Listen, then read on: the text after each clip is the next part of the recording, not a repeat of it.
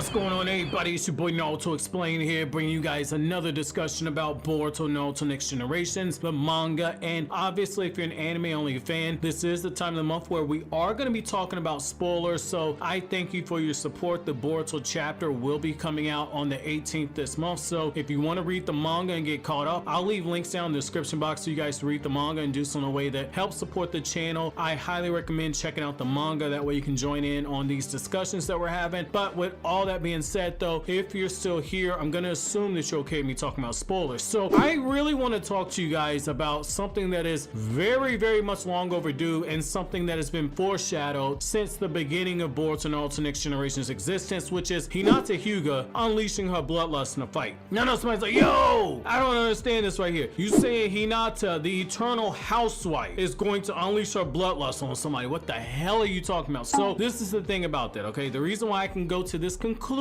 is there are signs there that Hinata is more powerful than a lot of people give her credit for. And I've done a whole video, I want to say it's like 11 minutes long, talking about how Hinata in the Boruto era is a lot more powerful than people give her credit for. She's actually stronger now than she was in the war arc. Even though it's been roughly about 13 years since she was an actual ninja going on missions, Hinata is still freakishly powerful. And so the reason why this is such a huge opportunity is when you start looking at where the stakes are right now, Naruto and Sasuke are currently assuming the position for Isshiki Otsutsuki, and Naruto's about to learn what it's like to be violated in front of his son. Then you have the situation where Code is guarding the Ten Tails. You also have Delta out there, and we at least know that Delta is able to keep up with a suppressed Naruto during their fight. And so the reason why I think that now's the time for Hinata to begin the process of jumping back out there is we're at a point now where Hinata has to be called back to the battlefield. She has to be called back to the battlefield, and I think the seeds are there because you have a situation where one of these car members almost killed her daughter. If you go back to the Naruto versus Delta fight, there was a moment where if Kawaki had not jumped in the way, Naruto would have been hit by those degenerative eye beams that kill Naruto's cells so fast that he would not be able to essentially regenerate, even though he has a bunch of Biju chakra inside of him. And there's a strong argument that can be made that Delta could have actually hit Himawari by mistake as well, and that would have led to her daughter's death. And so I think that something like this could be the motivation to have Hinata step back on the battlefield. And you know, I've talked in another video about the fact that Hinata in the Boruto era is strong enough now to where she absolutely mopped the floor with her sister Hanabi when they got into a very serious fight during the events of the Naruto Parent and Child Day novel. But another thing a lot of people have to kind of keep in mind is the fact that Hinata also has a small portion of Hamura's chakra. See, the thing is because she's a member of the Hyuga clan's main household, she was able to inherit some of Hamura's chakra because Hamura came to her in the events of Naruto last. If you go back to when Hinata and Naruto and all of them were inside that crypt and Hamura's spirit came to Hinata, Hinata gained some of his chakra. And the whole reason why he was attracted to her, if I'm not mistaken, it's stated in the Naruto the Last novelization, it's because of the purity of her heart as well as the fact that she is seen as being the Byakugan princess. And you actually see when she's using that chakra, because Hinata's chakra is normally blue, but it turns into purple when she's able to tap into Hamura's chakra. And so we've never actually seen Hinata fight since the events of Naruto the Last. But just like how Naruto and Sasuke still has some of that power, just how Sasuke still has the Rinnegan, and just how Naruto still has some of that six-pass power, he does not have the truth-seeking orbs anymore because all the truth-seeking orbs were destroyed in the battles with Madara, the battles with Kaguya, and the battles with Sasuke. Naruto lost all those orbs. Once those orbs are destroyed, Naruto cannot create anymore. That's why he never regenerated any of them in the manga. I know the anime replaced some of the orbs. That's something only the anime did. When you read the manga, that's not the case. And as for why Naruto still has some of the six-pass chakra, Naruto still has a small portion of all the chakra from all 9 Biju, and he has a small portion of the Sage's six-pass chakra. That was confirmed to us in the Shikamaru Shinden novel, A Cloud Drifting Through Forlorn Hope. There's a passage in there where that's directly confirmed. So when you start looking at all these little things right there, that kind of sets it up. It would make sense if Hamura's chakra acts much in the same way that Hagoromo's chakra works. If Sasuke can still use the damn Rinnegan, I'm sure that Hinata still has some of that Hamura chakra. And I think that you have to look at it from this perspective. I think people downplay how much of a boost and power that is. It took Sakura, somebody who has enormous skill in medical ninjutsu, someone who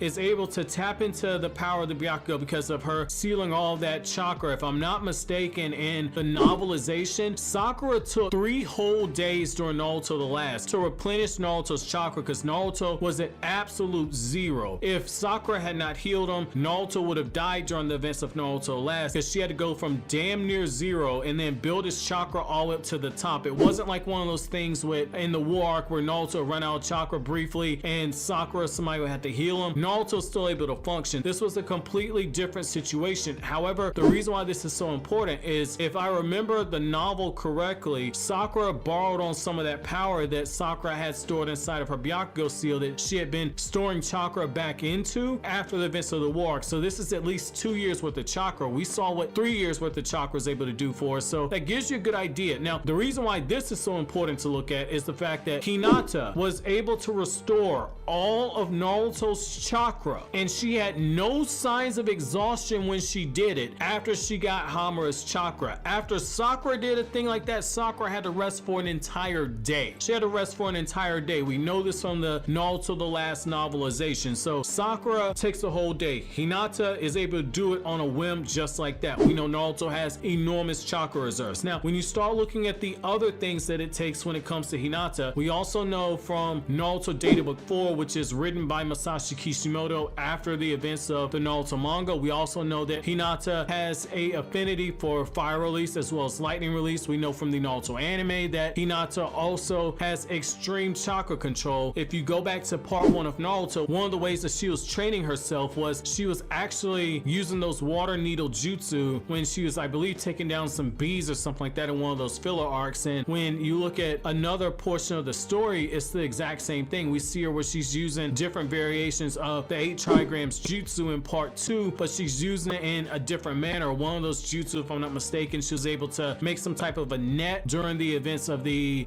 tuning exams that happened between Naruto Volume 27 and Naruto Volume 28. So the skill set's there. And so when you start looking at the members of Kara, I think that now you have to look at a scenario where Hinata has to try and fight Delta, or Hinata might have to fight against somebody like Code, somebody who we don't know how powerful he is. Now, we definitely know that Jigen or Isshiki thought that Code was powerful enough that he could guard the Ten Tails and take down Sasuke if Sasuke ever stepped up. But as we've seen with Boro, somebody lets their guard down during a fight that can be had. So I think the best candidate is going to be Delta for any type of a fight that Hinata might take part in. However, I want to know from you guys, do you guys think that Hinata getting revenge for Himawari is something that should happen? Let me know down in the comment section below. But as always, guys, if you like anything I had to say, don't forget to comment, rate, subscribe, and share. Thank you so much for watching all the way to the end. Have an awesome day, guys.